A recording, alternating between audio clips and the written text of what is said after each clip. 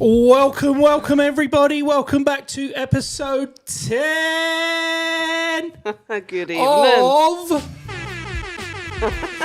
TMI Thursdays. TMI Welcome back, Thursdays. people. Welcome back, everybody. How we are ya? are back after a week off last week. We did. Unforced. It's got to happen now and then, isn't it? No, it will happen. It wasn't planned. We are really sorry. Hope you missed us. But hands up, I wasn't well. I was so ill last week. There was no way I was going to... Listen, if you can't do it, you can't do it. But we were missed. Yes, we were missed. How you doing, Eddie? Nice to meet you, fella. Eddie stopped me and I was walking up to the gym and he stopped me. He says, "What happened to you last week? I didn't see you going live. I didn't see you being on." And I'm like, "I know, Eddie. I'm so sorry. I was so ill. I got this tummy bug that everybody has going on." Yeah, horrible. Oh my Lord! I think I met Jesus on one of the worst days. If only he'd have healed you. I think I met my shadow and Jesus at the same time. Mate, listen, it's going to happen, right? And the irony that it came in week 10 is almost testing you. Do you know what I'm saying? Like, think about it for a minute. Yeah. It's almost like the universe has tested you. All right, I'm going to knock you out of your control. I'm going to knock you out of week 10. Let's see if you come back the following week. And here you are. That is such a good way to put it. Because if I said that when I done the podcast years ago in 2020, I stopped at episode 9. And we spoke about it in episode 9. In episode 9. Yeah. And then I got really ill last week. And so we had to take a break. So, yeah. But we're back. And that is the actual message, really. Sean, my colleague at work, how you doing, Sean? He missed the podcast as well and told me he was forced to listen to another one that he likes. So at least I've given you your weekly slot back to listen to TMI Thursday, Sean. Yes. Enjoy, fella. It's so nice to hear. It's so encouraging that there are actually people out there who are listening and tuning in. And even if nobody listened, we would still come on here because I think it's invigorating. We enjoy this. This is now our catch up too. Yeah. When we don't see each other all week. So whether you're here or not, we're still doing it. I like talking. I like talking to you. And you're very good at talking because that was the compliment I received, not just, from friends, but even my mom said how much she enjoyed your story when you were telling... not the tent story, surely. The shopping story when you went shopping with the kids. And she said that you told the story so well and she really enjoyed it. She was really entertained. So you have a great voice and you're a great storyteller. Nice. There you go. Awesome stuff. Thank you for it's like compliments central today. I don't know what to do. My head's getting bigger. Awesome. We're grateful to all the listeners. Yeah. And watchers. And actually... The watchers, the lurkers, the peekers. I've got one of our listeners has contributed to one of the subjects that I'm going to cover today. Okay. Which is awesome because we've been wanting that for a long time, right? Yes. Yeah. We've been asking for weeks now for people to let us know what they want us to cover. So that's wonderful. I love that. That is wonderful. I'll explain more at the time, but really chuffed about that. I'm sure you are. So all in all, it's been, it's good. Now, in the news, I don't know if any of you saw yesterday this doom and gloom headline going around that so far it rained every day this year. It's brutal. In 2026, however many days, what are we on? 40 something days? Yeah. It rained every day this year. Yeah, that's mad. How depressing is that? My Lord. Goodness me. So I'm hoping that means that we get we'll have a good lush spring. I hope so. Because of all the irrigation. Will be in bloom. Could you imagine if everything just went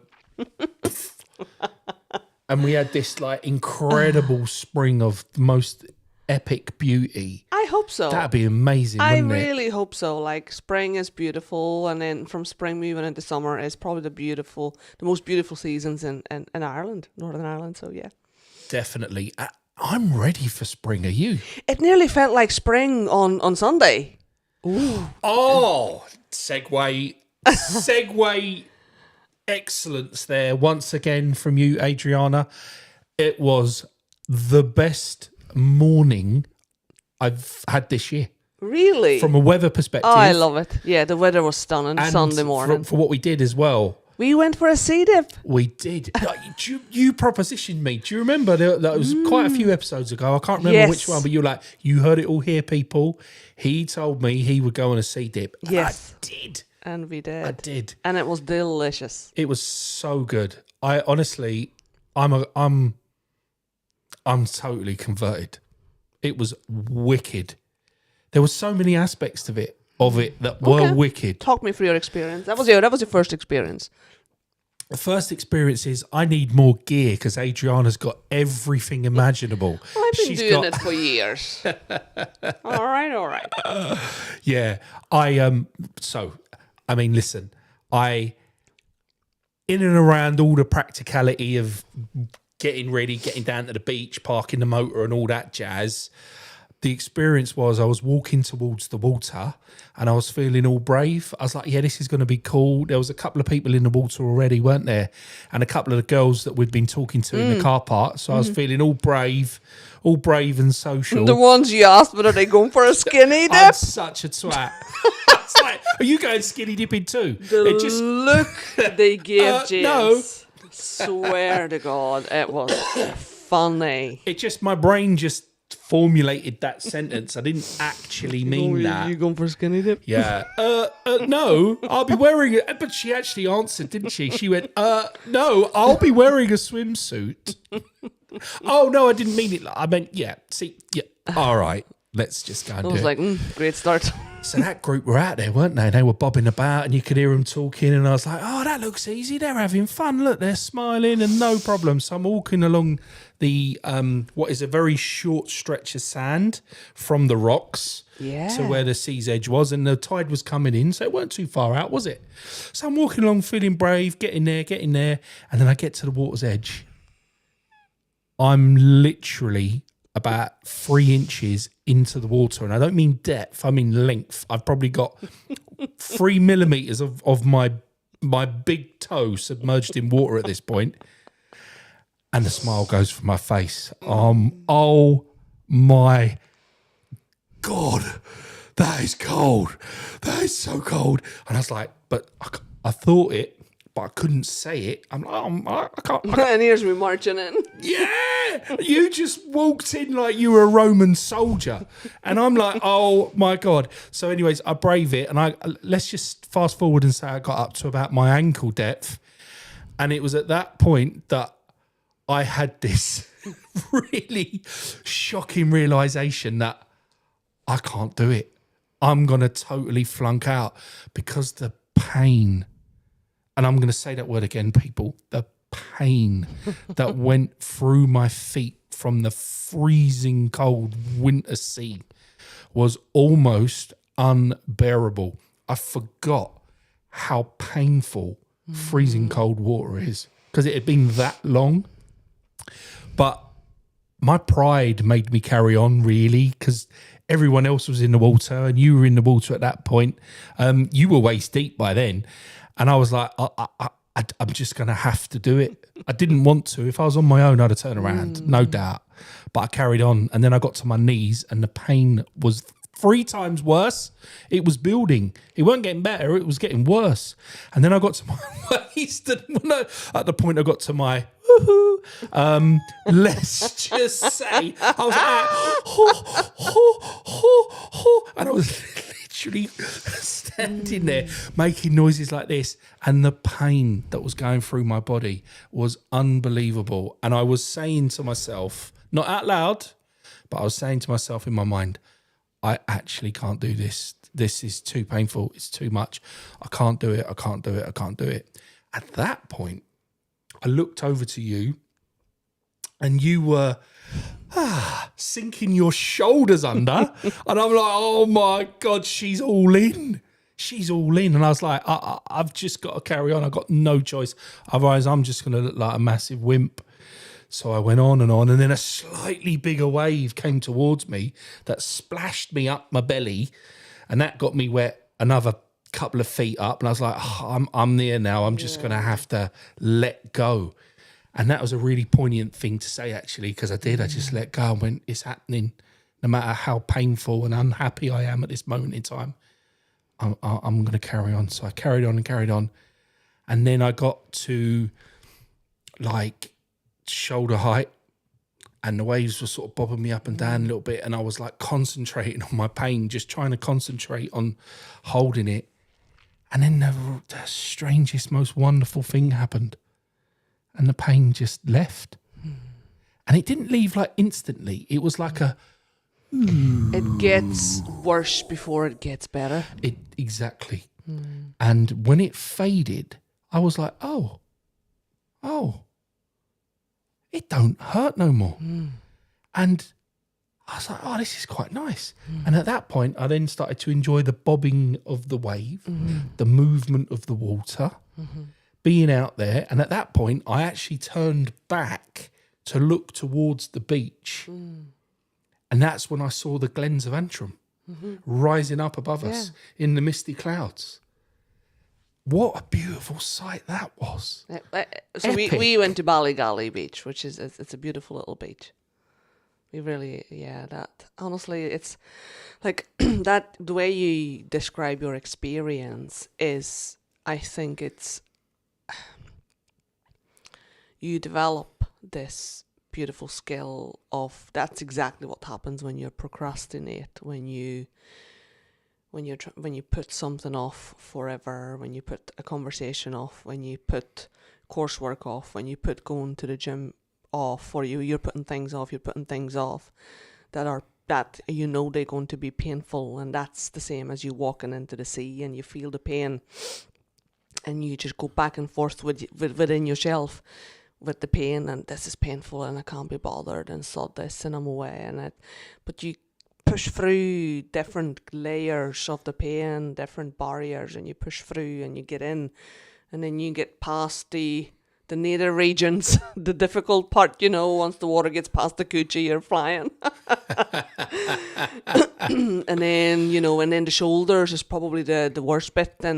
And I remember when I first started getting into the sea, you would stand for ages doing that back and forth and having that mental conversation with yourself, and you're trying to talk yourself out of submersion and surrendering your whole body to a momentary pain. As you mentioned, you go in and it's painful, but then you surrender your body to it and you focus and you take deep breaths, when you become one with water and you feel the flow and the ebb and the flow and the waves, and the pain goes away when you surrender. It's so poignant that you've said that, because that's exactly what it is. While you're in pain, you're stiff, you're tense. Well, I was like, ugh, and I was fighting it, resisting it, and it was getting worse. The moment that you went down to your shoulders, I went, I'm just going to have to deal with it, suck it up. And at that point, I then accepted that it was going to happen. I have developed such levels of resilience since I've been getting into the sea, because getting into the sea is exactly what life means every day. You go out, you're out there in life, and you never know what cold sea you're walking into, meaning what situation you have to deal with or what happens to you. And walking into the sea and learning that it's mind over matter, and learning to feel the pain and push through the pain, knowing that other end of the pain you will feel at peace, is what I then implement or transfer into everyday life when I feel these painful situations or stressful situations or whatever happens to you in life. I go back into that place in the sea whenever I submerge into the water, when I push through the internals, so all of that. So it is a transferable experience to deal with stress, I think. Completely. And Wim Hof, he covers that, doesn't he? Like, if you don't know this fella, like, Look him up. He's even been on TV with a show within the last 5 years anyway. But this guy does like cold water endurance to levels that are just insane. But this guy's backstory is very tragic, really, really, really upsetting. I won't say anything about it, but just check this guy out. But he used cold water exposure to heal himself and to heal his pain. And I guess what he's an ambassador of, like majorly at a global level, is exposing your body to cold water pain. It is a way to demonstrate back to yourself that you will survive no matter what. It doesn't matter how bad the situation feels, you will survive. The human body will endure.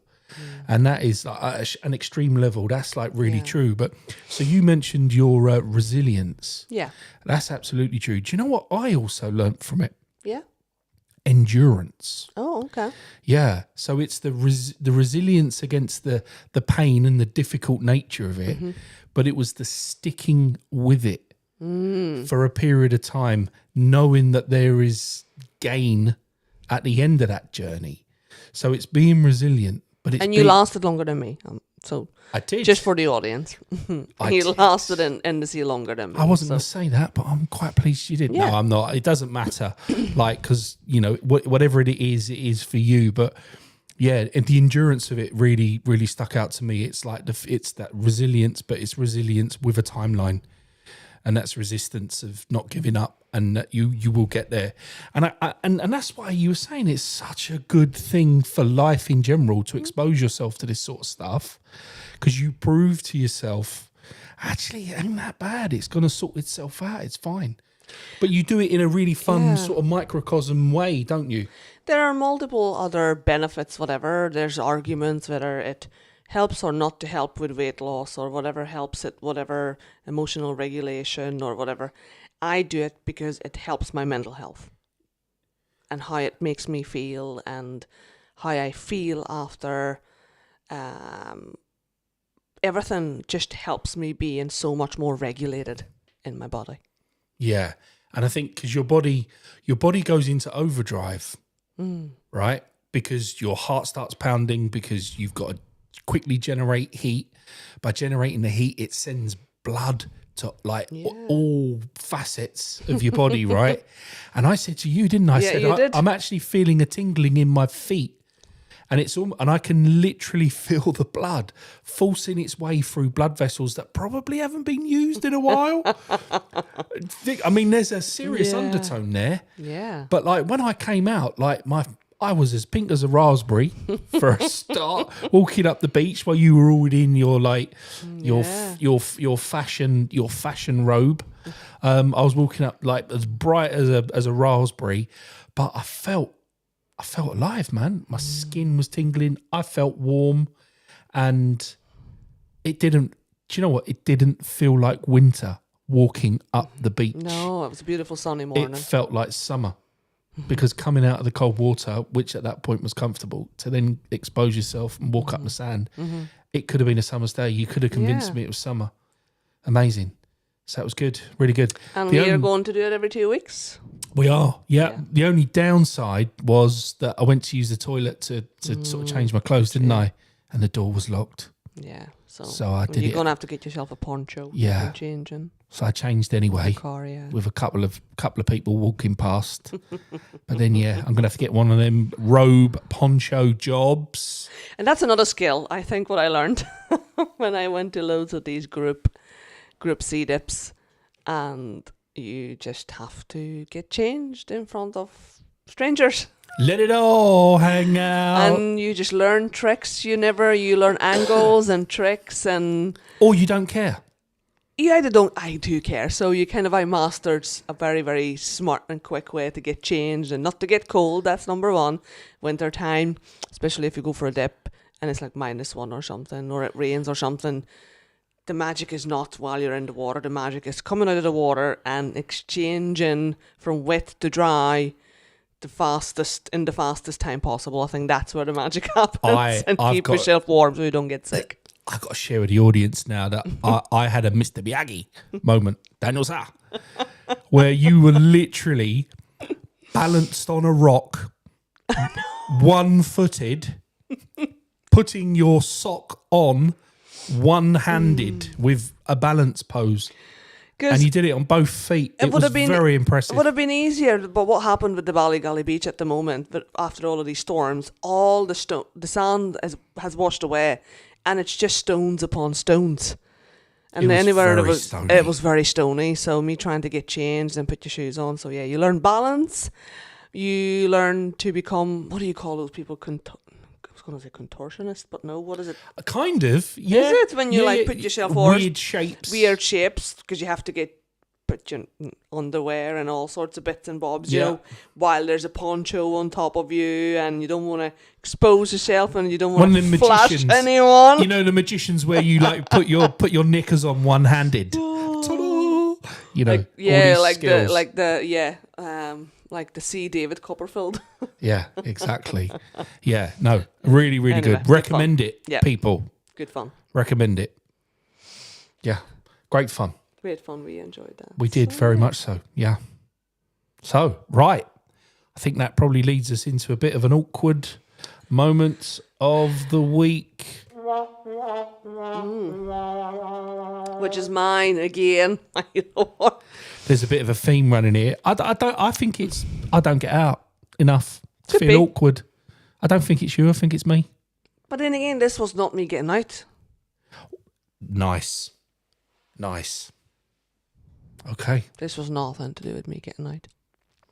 So, awkward moment happened a couple of weeks ago to me. I was working from home, and you know the person who calls at your property, I don't know how often they call, once, twice a year, to get your electric meter reading. Yep. So they're from the board, aren't they? Yeah. The electricity board. Whoever the company, yeah, I'm not going to obviously name them, but. So the person rang the doorbell. I went downstairs. So when you step into my home, you step in you're through the front door straight into the living room.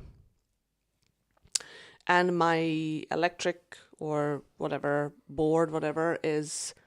Your meter? My meter is literally just... You've got the front door, you've got the window, and literally in that corner by the window upstairs. So I left the door, so the man rang the doorbell, I left the door open, and I turned my back, as literally it's two steps to the meter, but I need to reach up because it's in a cupboard high up. I need to reach, and then I have a little square reader that I can reach for and bring down so I can hit the number 9. And as I take 2 steps, turn my back to the man, and I ask him, is it number 9? Just to confirm that I'm hitting the right digit to get the 4 digits. I hear the man stepping into my house and shutting the door behind him. And I swear to God, every single fluid has went cold in me at that very split second. When a strange... So, go back, doorbell rang, there was no identification. He never showed me any. That was number 1. Yeah? He had the whatever card in his hand. I'm here to read the meter. At this stage, I thought he doesn't have to come in because I'm literally 2 steps to the box. He can stay at the door. He doesn't have to come over the threshold There was no need for this person to step foot across my threshold because it's literally 2 steps. He could perhaps read the meter reading from the door. Understood. So to walk in and shut the door behind him, that was an immediate red flag for me. What was that like as a woman in that situation? Honestly, I swear the blood just went cold in me at that very moment. And I froze. I really froze, and I looked, and then I turned around and I'm like, I'm sorry, but would you mind waiting outside? I didn't. You weren't comfortable. You don't. Need I was to not comfortable, and I said, "Can you please step outside?" Because I never said you can come in. That is a really key thing here. You didn't invite this guy in, right? And he turned it on to me. He said, well, this is just normal. Like, I do this in every house. I step in to make sure, that the heat goes out. And I'm like, no, but I'm not everybody. I said, you never showed me identification. I never asked you to step in through my threshold, or I allowed you. You never even asked me whether you can. You assumed that it's okay for you to step in through my threshold inside my house and close the door behind you. Am I overreacting? I'm visualizing what you've described, Yeah. and I know your front room. So Yeah. let me just help the viewers to just kind of understand the context of the environment here. So this guy's come up to a front door.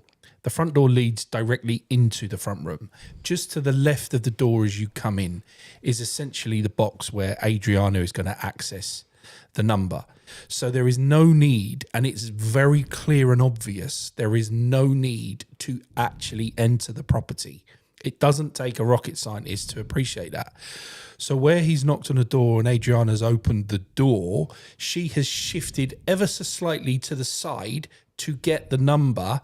This guy has almost had to kind of squeeze past you and then close the door on you, at which point it's far too much access than he needed to do.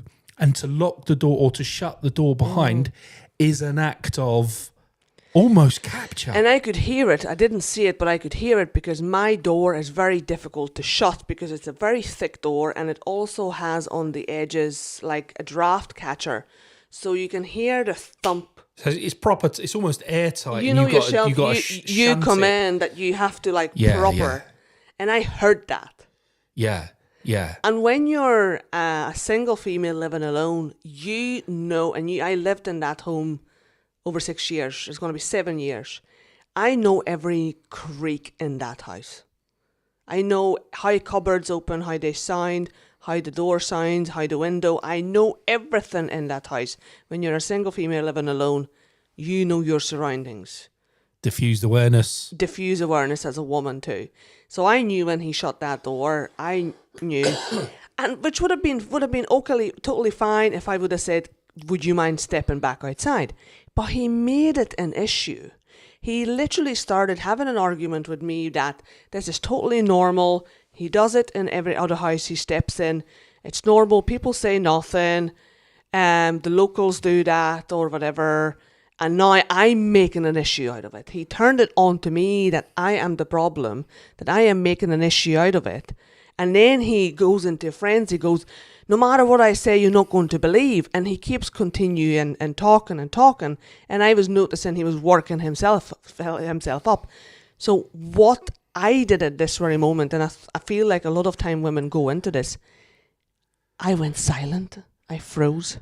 Yeah. I went into a complete kind of submissive, making myself type of small situation, thinking if I say nothing, he will go away. Yeah. Well, your instinct kicked in, and you went, "This guy is escalating his mood. Therefore, I'm gonna stop confronting it." So I'm not escalating it. Exactly. I just said, "Yeah, that's okay, no problem." And I said nothing. I said, "That's no worries." That's all I said. And eventually he just huffed off and, shut the door, huffed off. And I was like, thank fuck he's away. So there's a few things here that I just want to highlight, if I may, Adriana. Number one, I'm not a particularly intelligent man. I'm a normal man. I'm just a normal geezer, right? And I understand that I'm not perfect, but I understand how to conduct yourself appropriately in society, right? Number one, when you knock on someone's door, you don't know them, you never cross their threshold unless invited. And if you haven't been invited, but you still need to do it, you ask and you wait for permission. That's a no-no. I mean, that is just an absolute given. You don't assume to come in. Number two, whenever I enter into someone's house who I don't know, and I don't know the lay of the land, I'm already thinking I should offer to take my shoes off because you don't know what someone's had. Some people have a rule, but can you please leave your shoes at the front door when you come in? So there's all these layers of etiquette and I'm using that word very deliberately, there's all these layers of etiquette that are very obvious to normal people.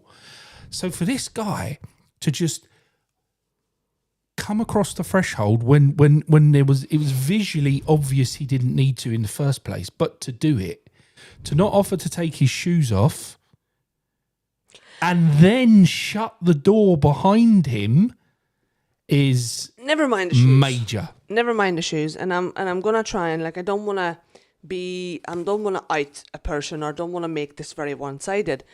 I understand that a lot of times that's what he's facing when he goes into other people's homes, and it could be a couple or it could be a family, whatever, and it's okay for him go through that automatic unconscious motion, stepping in, it's cold outside, I'm gonna shut the door behind me so the heat doesn't go out. I get it.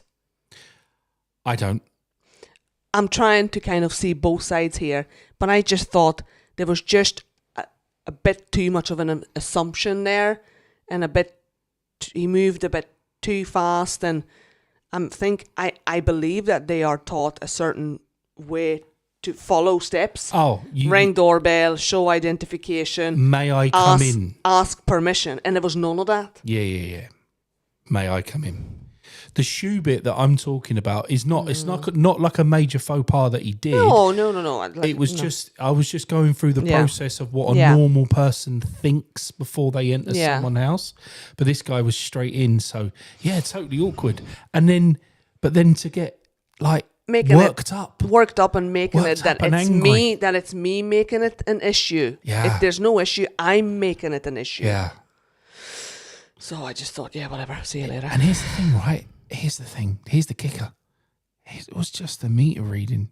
It weren't even. I'm never gonna do another face-to-face meter reading after that. By the way, I'm gonna let them to put the form in, and I'm gonna fill it out, and I'm gonna stick it to the window. That's it. But here's my thing, right? It's such a most people he visits won't be home to do the meter reading, so their strike rate of getting meter readings when they're out and about ain't great. So to take that visit to that length is so unnecessary. He could have just gone, listen, don't worry, I'll come back another time, not a problem, and then just backed away. He didn't have to standing and getting angry and doing that was like. He still took the meter reading. He took it. So, but honestly, from now on. Do you know what I think? I'm never going to open that door. I think he lied about the number. I think your next electricity bill is going to be really big. Joke. Whatever. Could you imagine?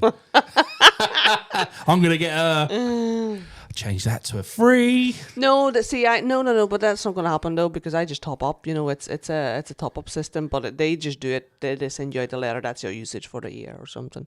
So there's no real need apart from them. What? Hang on. So he's not relying on him, or the board aren't relying on reading to calculate your bill. No, because I top up. I just go to the shop and. So you pay as you go, and if you run out, you run out. Yeah. Why is he even there to come in and look at it? It's to do. They send you out a letter every year. This is how much nonsense. How much you used throughout the year. So yeah. Absolute nonsense. Unnecessary. Anyway, let me know in the comments. Have I overreacted, or could that be a different story? Or, honestly, share. Have you experienced something like that before? Share it in your comments. Share it in the comments. What are your thoughts? Awkward moment of the week. Yeah, a bit more than awkward, actually. A bit frightening. Little bit. Definitely, I think it kind of, I definitely froze there for a second. I was like, oof. Indeed. You instantly go through the exit plan in your head. I literally looked over and I measured up the dude. Would I be able to tackle him? How far would I have to reach to kick him in the ghoulies? And I thought, do you know what? Looking at him, he would need to give me a fair run. But then again, men are always stronger than women. So let's not always, but I know what you're saying as a general rule of thumb. Rule of thumb, I would definitely put up a good fight. That's all I'm saying. And if he can lift me, then feck it, he can have me. Fair play. Mate.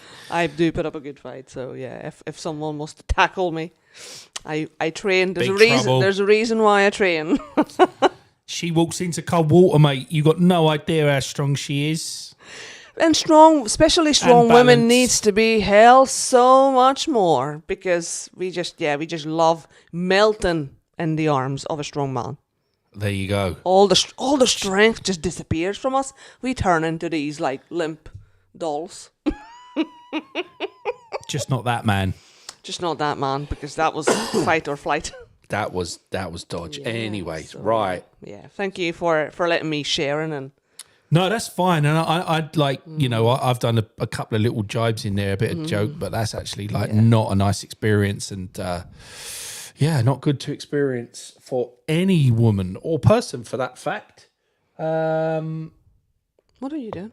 I am doing my jingle. Oh, it's your time. Take a beat, to yeah. Take a beat. Everybody just Slightly short-sighted. I'm having to get closer and closer now to see what the jingle is. I know. We're gonna have to put that like in the first, Yeah. like the main panel. Yeah, I think so. So my turn this week is a take a beat, but actually it could also dovetail as a bit of an awkward moment. Okay. Couple of awkward moments actually. Interesting. So I like a bit of a mixture. yes, thank you. Which it is. So I have to thank my brother AJ for the suggestion for this week's podcast. Oh, good. How you doing, bro? Love you very much. Looking forward to speaking to you soon. And I want to talk about manifestation. Okay. Yeah. Oh, I like it. So what when I say manifestation, what does that mean to you, Adriana? Manifesting to me. So obviously, I have been introduced to this phrase years ago, but it can feel very abstract when someone says, Love that word. "Yeah, like it Class. manifesting," but from manifesting from what Yep. to where? Yep. How is it? Is this? When I first heard it, I was like, "Is this scientifically proven? What's the evidence? What's the research? What's the proof?" And then you go into, okay, faith. Oh my God, is this, you just believe in it and you have faith, and it's so complicated, and I think it's still something I am grappling with, yeah? And this, I'm talking 2016 was the first time I was exposed to manifesting. 10 years ago. Yeah, 10 years Yeah. ago, and it was the That's a decade. movie The Secret. I've not seen that movie, but okay. Have you not? No. Interesting, yeah. And then I very quickly realised that, yes, The Secret was nice, but it was a little bit too kumbaya for me, because Okay. kind of says, oh, make yourself a vision board, and if you think about it hard Right. enough and long enough, it will happen. Nah. Nothing will ever manifest unless you go out and, put things into motion as such. Right. So that is my... I am kind of- so glad I asked you what manifestation meant There to you go. you. To Because me, you yeah. just did a masterclass there of explaining most people don't know, right? Because it's quite a complex, big thing, and people struggle to execute it, right? Yeah, And I'm get I'm results. struggling, to execute I execute to a certain level, Yep. but I haven't mastered it. Yeah. And I That's think so it's a lot of it interesting. to do, and a lot of it to do with my internal state and people's internal state, and all Right. sorts of I think programs and beliefs that we carry from childhood. So Awesome. That's a brilliant, right, this is the perfect intro. So I have only realised in the last, I don't know, like couple of years, 18 months, I've only realised that I have successfully manifested and didn't know it at the time. interesting. Yeah. I was chatting with my brother, AJ, a couple of weeks ago, and he was asking me my advice about manifesting because it's difficult, and that he's tried loads of ways of doing it. He's, spoken about people advising how you go about it, how you do it, and there ain't one real way of doing it. There's like different interpretations and different angles, and he just struggled to do it, and it's very typical. It's very typical when you get that, and because you don't deliver it or execute it to a point where you get a good outcome, a manifested outcome as such, that you just don't trust that you're doing it right, and it all just, it's like a negative spiral. It just doesn't go anywhere. And then there's loads, you've only got to go on social media and sort of go down the rabbit hole of manifestation, and you get people saying, I've got a shortcut, I know how to do it, I know how to do it properly, follow this method, it's more effective than other methods. And listen, I'm not an expert in manifestation, right? And I'll make that claim right now.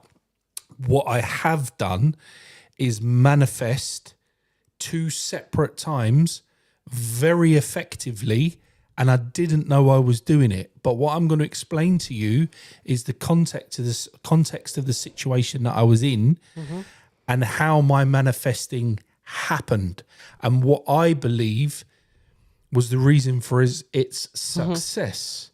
Now, the theory of manifestation is to do with attraction, right? And it's to do with your vibration, your frequency, however you want to term that. But it is setting your vibration and your frequency to match what it is you want to attract. Because if you wish for something, you don't receive it. Because you are vibrating, you are transmitting what you actually are, but asking for something different. Now, what people say is the universe doesn't give you what you ask for, it gives you more of what you are. And that is the fundamental building block of manifestation. So what you have to try and do is find a technique that allows you to become the thing you want, so you vibrate at that frequency, therefore the universe responds in kind. You attract what you are. But becoming something you're not sounds impossible, right? Yeah. How do you become the thing that you don't have so that you can then vibrate and attract the thing you don't have? It's like it's a mind. Yeah, act like, as if you are, and it is. I mean, think yourself into results. Oh, this is it, right? This is it. I mean, even describing it sounds difficult. So is it any wonder that so many people struggle? But let me tell you a couple of stories about me, real life facts that actually happen. Okay. And I'll explain to you how I've had a bit of a eureka manifestation moment. Now, I'm not saying this is necessarily, when I explain them, it's going to solve everyone's problems. But just bear in mind how it happened for me and what I did, and just try and apply some of that to yourself if you can. And just remember that word that 2 words we learned of earlier, and that was resilience and endurance. And that is just don't give up, right? Even if it feels difficult, still do it, but keep doing it, right? So the first time that I lost a serious load of weight, I was around 25 years of age, and I lost a serious amount of weight. I lost well over 10 stone. Oh wow. Yeah, in like one go. And it was the first time really that I'd ever lost a significant amount of weight, and it was absolutely game-changing and life-changing. Now, this is going back to what would be the very late 90s, so like around the turn of the century, really, around the millennium. So the very, very early 2000s and the very late 90s. I wanted to be slimmer. I wanted to be more attractive. You know, I was young. I wanted to be the best version of myself, etc., etc., etc. I wanted to be good at running. I wanted to be fit. I wanted to be muscly. I wanted to be all these lovely good things. My first step to improving myself was I started going to the gym. and I started doing saunas. Yeah. And I did a bit of swimming. Solid and the plan. usual kind of stuff. Yeah, really normal. And I'm not condoning this, far from it, in fact, but using sunbeds back at that time was actually quite mainstream and seen as normal. Yeah. You knew that it weren't great, but like most people did it. You know, I guess the fake tan thing wasn't great at that point. So whatever. And having brown skin, tan skin was seen as sexier. Whatever. Every 10 years or something new. It's Ozempic now. Everybody knows it's not great, but they're still doing it. Yeah. So sunbeds, we're right? Good. We're good. So I'm not condoning sunbeds, but I did them because they were like, you'd rock up, you like, what were they like? A fiver, however long that you booked it for, whatever the strength was that you did, you just rocked up. So for 5, 6, 7, 8, 9 minutes, whatever you did, you laid in the chamber and then you came out and you were tanned. You were literally tanned. It was like accelerating sun exposure, right? So I used to do these. And this was me just trying to be better, trying to look more attractive, all that usual nonsense. Well, it ain't nonsense, but the usual stuff that people do to try and improve themselves or to feel better about themselves, all that jazz. So I noticed something.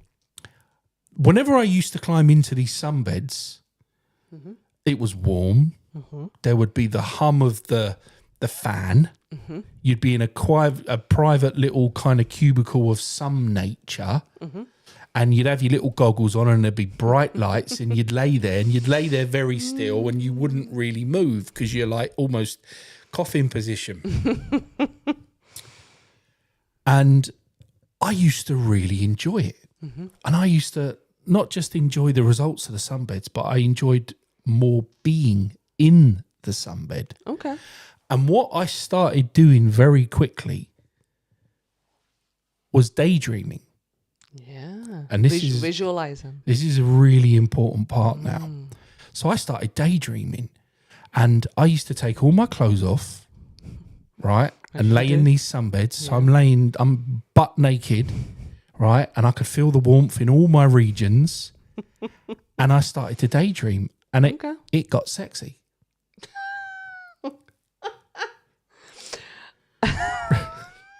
Okay. I'm not going to be any more descriptive than that.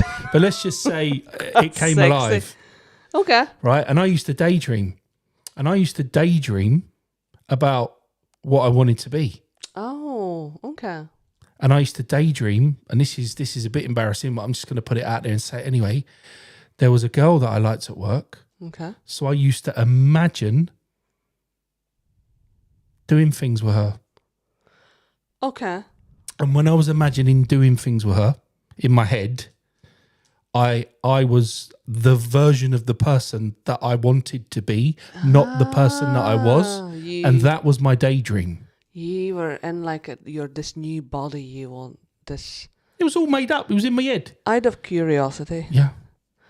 Whose body did you put your head on or face onto when you were imagining this new, improved? Whose body? Yeah. Who was like the idol at the time that you were like broad shoulder, six pack, I don't know, whatever. Do you know, like you maybe saw someone in the movies or someone? Frederick Lundberg, who's an Arsenal footballer.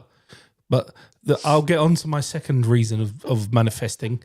But yeah, it was Freddie Lundberg, who at the time was the most beautiful footballer to play. He played for my team, Very Arsenal. He was a Calvin Klein model. So you put your face on that body. Yeah. Yeah. I like it. Very good.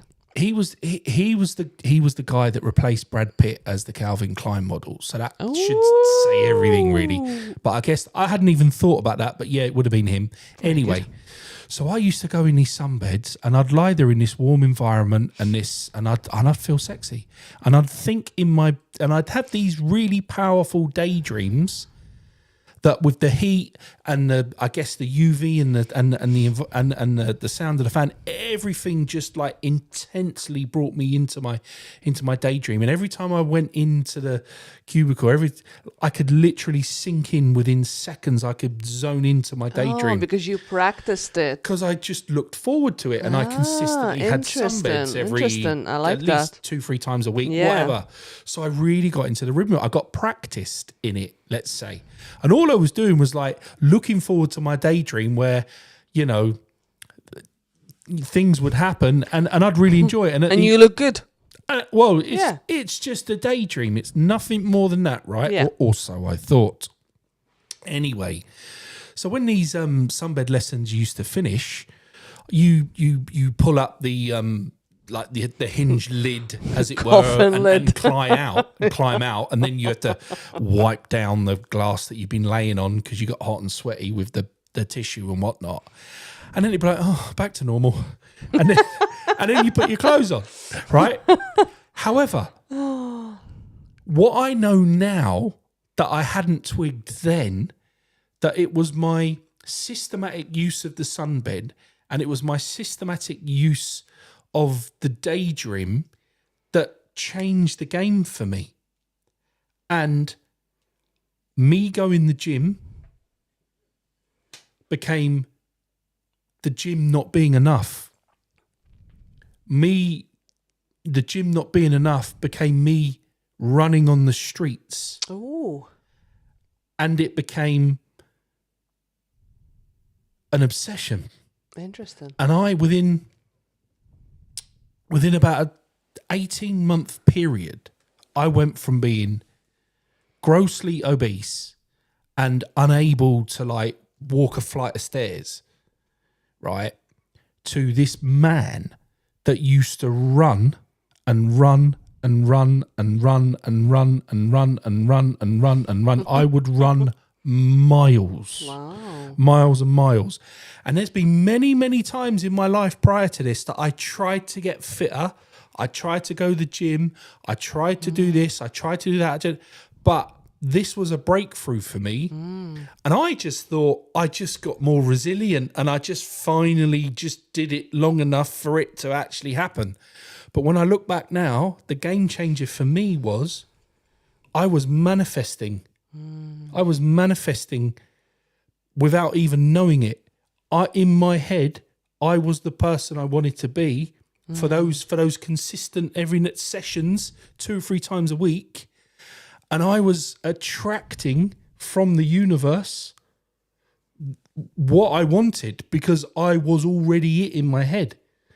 And it's all about the mind. It's your state of mind. If your state of mind is what you want to be, then that's what attracts from the universe. And I was doing it by daydreaming, sexy daydreaming in a sunbed. Unbelievable. But it was a game changer and it was the breakthrough. So the universe gave me it. It made me fitter. It gave me fitness.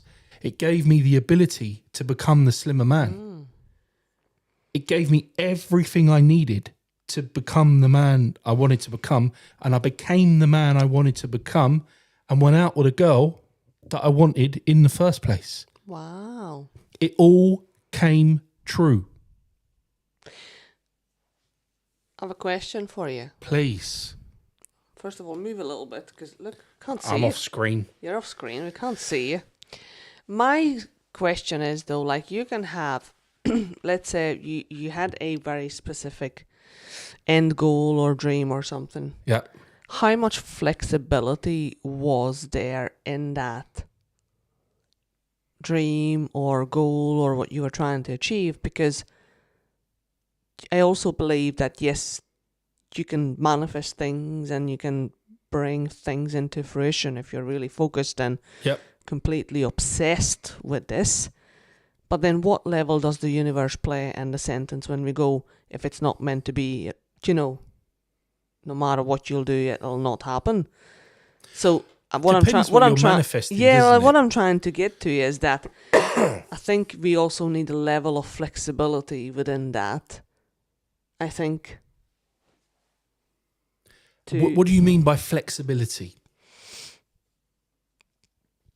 I can set myself a goal that, I don't know, I want to be the next Celine Dion.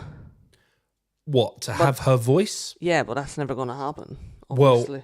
Well, I'm actually going to... I've got another story that I'm going to share that's going to actually challenge you on that. Not wholeheartedly, but... Hi, Celine. Just in case I'm coming for you. There... Okay. there was a study done in Russia Oh, for manifestation interesting. where some students practiced with musical instruments and another group of students imagined practicing with musical instruments. But never. Never picked up an instrument. Interesting. Both groups advanced in their standards and learning at the same rate. Wow. Think about that for a minute. It's mind-blowing. So let me tell you my second story. I won't spend as much time, but I then went for another period where I'd put on a little bit of weight. I was many, many years later, not as much weight, and I needed to, and I split up with someone I'd been with for a long time. So I was back on the right. Let's get yourself back to what you want to be again, James. So I started going to the gym, Sobel Centre in Islington, and I started to go to the gym every day, and that was my methodology. It was winter. I weren't really running the streets because it ain't that easy to run in London. Previously, I was living in, in the countryside, and it's easier. But anyway, cut a long story short, gym membership. And what I used to do this time round, unbeknown, right, was I used to go to the gym and I used to run on the treadmill. And I used to run on the treadmill for unbelievable amounts of time. At least an hour, often an hour and a half, sometimes 2 hours, right? When I say run, I mean jogging, and I'm not sprinting, but I'm talking about a lot of time of running here. Yeah. And I've said it a couple of times on the show, I'm an Arsenal fan, right? And I'm avid Arsenal football, like big time. It's like a real passion of mine. And I used to wear Arsenal kits. This is going back when I was a lot younger. So I used to go to the gym and I used to get on the treadmill and I used to put my earpods in, wearing my Arsenal gear at the gym, and I'd run on the treadmill. And do you know what I used to do listening to music? Just because it's boring running on a treadmill, I used to daydream I was a footballer.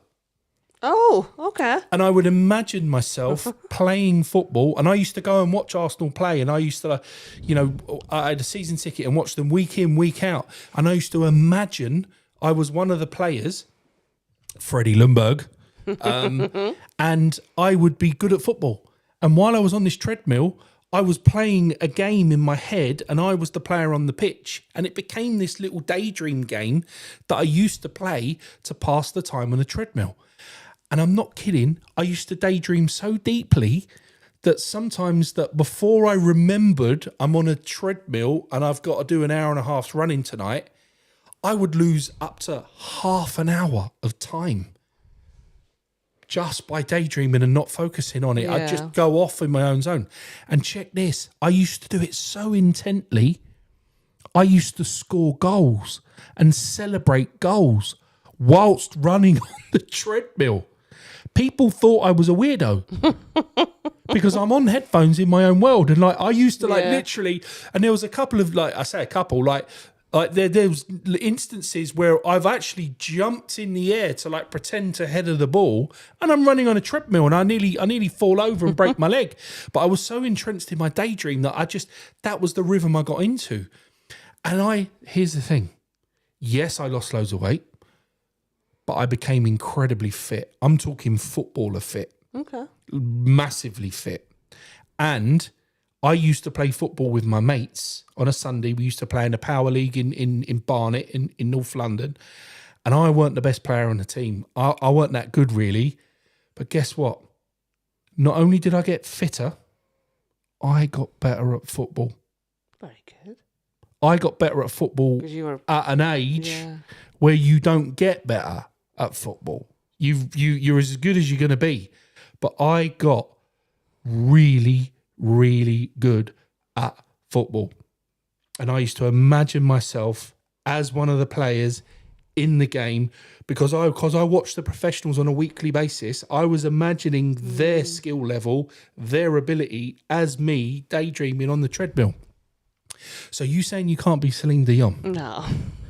I'm not saying you're going to be exactly Celine Dion. No. I did not become Arsenal level standard of footballer. No, you didn't. But my point is the universe gave me more than I naturally probably should have had, because the universe can give you anything you want and it can give you more than you think you're capable of. You are a small percentage of what you can be. You think you're limited, but you're not as limited as you think you are. And there are boundaries you can break through. That's my message. What are you currently Daydreaming about or manifesting or visualizing? I haven't been daydreaming. Okay. I haven't been daydreaming. I haven't found a medium that lets me daydream. Where you can actually have an experience, Yes. like a Yep. sensory You got it. experience. But Okay. guess what? I think I found one. In the sea. Yep.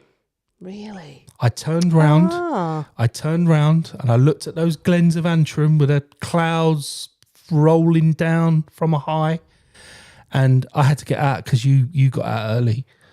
But I think next time I'm going to take that opportunity to daydream in that moment, feel the water, close my eyes, and I'm going to think myself better. Oh, I'm I gonna love be- that. That's so I'm good. going to be so I attract. Love it. And like, I know it's such a silly little thing, but when you daydream, you tap into your subconscious and you are communicating with your inner self, whether you know it or not. So my only advice to you is, I'm not an expert in manifestation, but I've stumbled across it twice. And because I've stumbled across it twice, I know what did it. So my message to you is, if you're struggling with manifestation, find a way to daydream and daydream what you want to be, and that is you telling the universe, I already am it, therefore I want to attract it. Even if it's meant to be being the next Celine Dion. Yeah, because you'll get better at singing, right? But you can get better at singing, then you can break your current boundary of singing. Yeah, that's true. You- So 'cause yeah, what do they always say? Like, aim for the. Oh, if you aim For the moon, and you land on a star, something. if you aim for the roof, you'll hit the ceiling, and if you aim for the stars, you'll hit the sky. There you go. That's it. That's it. Yep. So I may aim for Celine Dion, and I could end up like, I don't know, Nicki Minaj.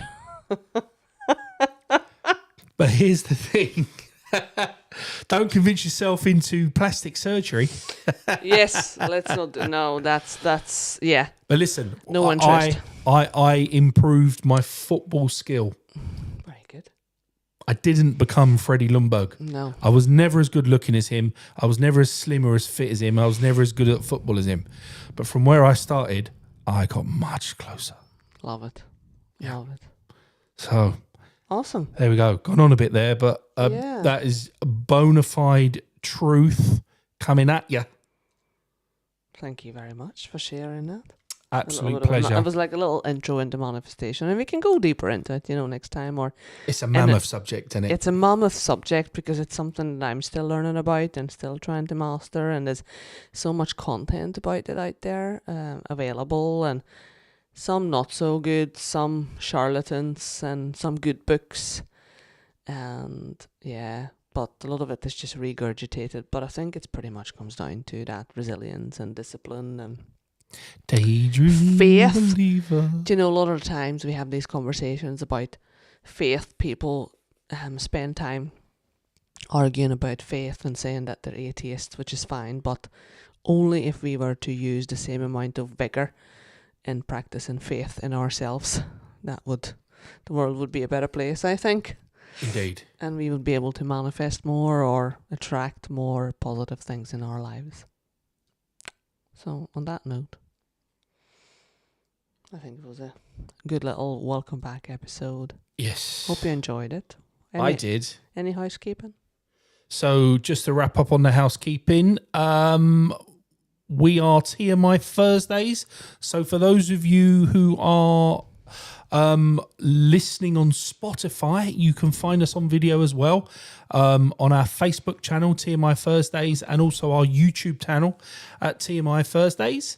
And you can also find throughout our social channels links to buy us a coffee. Yeah, which you can find at TMI Thursdays at Ko-Fi or coffee, depending on how you want to present it. Or so we're very easy to find. TMI Thursdays will generally bring up our lovely faces when you do the searching. Yes. And what we'd like you to do is to subscribe if you haven't subscribed. Yes. Click the bell icon so you know that when we're doing another broadcast, because we broadcast live, so you'll get alerted when we do it live. And nothing is pre-recorded. No. And we also want you to share. Now, this is really important, people. We want you to share what we're doing, share it with your network so that we can get more listeners. We want to grow the listenership as much as possible. You're doing incredibly well on TikTok, aren't you, with your I wouldn't channel? say incredibly well, but I would say incredibly well. Spicy but fair. Well, I'm going to change the name. I'm not keen on the name anymore, but I guess that's part of the whole evolution, the whole journey, you know, because you can't change. You can only change the name once a month. Oh, there you go. Well, even if you change it once a month, that can be a new rule. So, yeah, you can be found on TikTok. But, yeah, just share. Share. By sharing is caring, and we'll grow the network, which is what we want. But listen, we've just covered a first recommendation there, so we want more. Yes, so, we Eddie, Sean, if there's anything that you want to cover specifically, let us know. And we'll give it a go. Yes, and we will give it a go. Indeed. But yeah, at least do a bit of research, if nothing else. Indeed. So on that Thank you cheery very note, much. thank you so much, you Good lovely night. lot. Sleep well. Peace, love, and unity, and see you all soon.